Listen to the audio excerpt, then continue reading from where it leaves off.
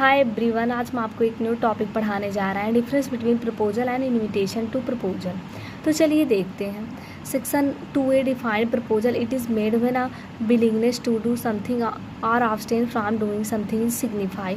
तो जो section 2A है कॉन्ट्रैक्ट एक्ट का, वो बताता है प्रपोजल क्या होता है। जब कोई व्यक्ति कुछ करने या ना करने की इच्छा किसी दूसरे व्यक्ति के सामने व्यक्त करता है, किस उद्देश्य से, ताकि उस व्यक्ति की असेंट ले सके, तो इसे प्रपोजल कहते हैं। और जो असेंट है वो पॉजिटिव और निगेटिव दोनों हो सकता है। It is not defined in the Indian contract act. In case of invitation to proposal, no willingness is signified, it is nearly supply of the information.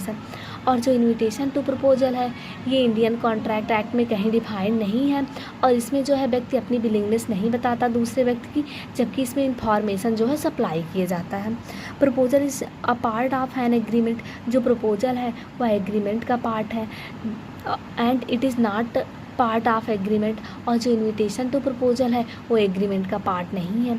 The object of the proposal is to obtain the assent of the other person.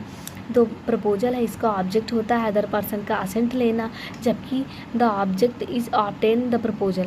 जबकि जो invitation to proposal है, इसका object जो है proposal प्राप्त करना है।